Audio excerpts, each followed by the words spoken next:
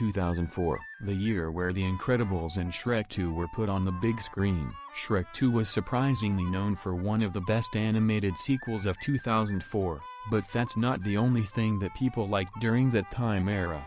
During that same year, the first SpongeBob SquarePants movie was put in production by Nickelodeon. Everybody was obsessed with SpongeBob after the film was released. Even though I haven't seen the film just yet, I was born on December 29th after the film was released in theaters. After growing up a few years later, I became a true SpongeBob fan. Later in 2021, the third movie, also known as Sponge on the Run, was hated by everyone who were disappointed on how it turned out after seeing it in theaters. Well, I still loved watching the first movie to this day, including Sponge Out of Water as well, but this is not what I am talking about. There was something that I discovered, and that one horrible memory won't leave me alone. I was watching some SpongeBob episodes on Paramount+.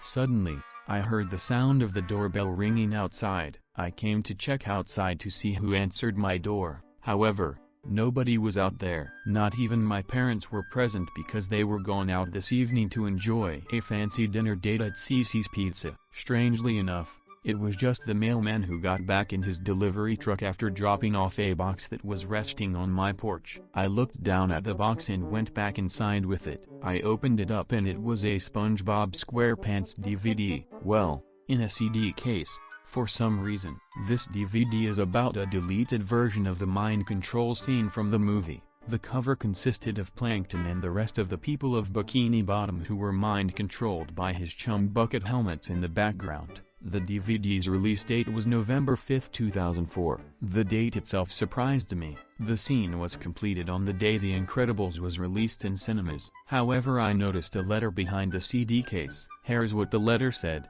Hello SpongeBob fan from the US. We would like to send you an unreleased lost internship recreation of a scene from the first SpongeBob movie, which was a scene where Plankton mind controls everyone with his chum bucket helmets as they were surrounding Squidward. Since the scene was too scary and too violent for little kids to watch, we decided to change the scene to make it less darker.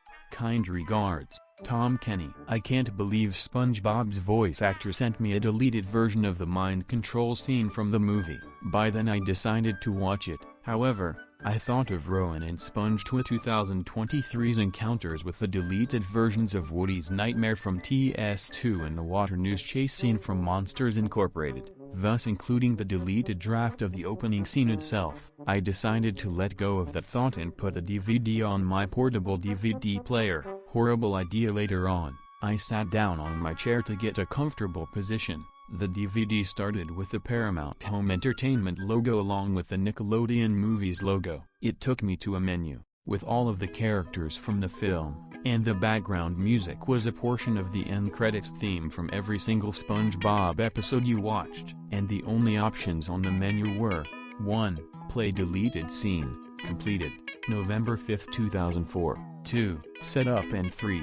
Visit Nickelodeon.com. I pressed play on the menu to start watching it. However, another warning came out of nowhere. The following deleted scene you are about to watch was completed on November 5, 2005, to promote the release of The Incredibles despite not being made by Paramount Pictures and Nickelodeon Movies. Also, it contains something that is very disturbing for children to watch under the age of 3 or 8. Oh yeah, and most likely, graphic violence as well. Viewer discretion is advised.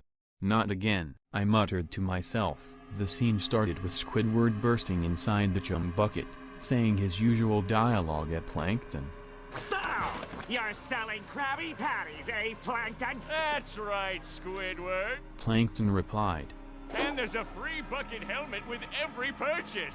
Care for one? He then offers Squidward a free chum bucket helmet. Squidward disagrees to this and told him about what he had done after stealing King Neptune's crown. He also told him about his paycheck being messed up as one fatal mistake he made. You messed with my paycheck, and I'm gonna report you to the highest authority in the land, King Neptune! And before Squidward was about to report him to King Neptune, Plankton activates a button that was on his computer wife Karen. which causes a satellite to appear on the Chum bucket outside. Then a strange antenna rises out of each customer's bucket helmet, causing all of their heads to be covered up, including Mrs. Puff and Larry the Lobster as well. The entire scene looked normal at first, but after when everybody in the Chum bucket stood up, the scene's filter turned red, giving it a nightmarish color. All of the customers said their usual dialogue in unison, but all of their voices were toned down demonically. What's going on here? Squidward said to himself. I had no idea what's happening right now, as I was getting a little nervous too. All of the slaves approached him as Plankton yelled, Seize him, slaves! Squidward tries to escape, however, more slaves burst through the door and corner him. He then screams in horror as they were surrounding him, but right before the scene cuts back to Plankton, it cuts to black with the audio of Squidward's iconic scream from the episode Have You Seen This Snail? I could also hear his blood splattering as he screamed in pain. This lasted for about 10 seconds before it cuts outside of the Chum bucket. Squidward's head was the only thing that fell out of the window. His eye sockets were missing. His mouth was agape and his neck was leaking out blood.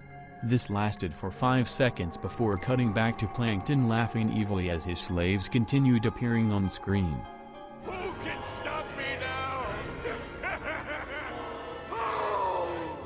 After the camera zooms out of the Chum bucket, the video faded to black. Then a caption appeared saying, "Animated by Clenny Brown in 2004.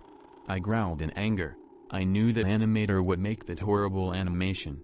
After the text faded away, the video ended and took me back to the menu. I was honestly speechless and angry at the same time. I took out the disc and put it back in the CD case that I opened up minutes ago. I put the CD inside of the trash bag and threw it out into the trash disposal.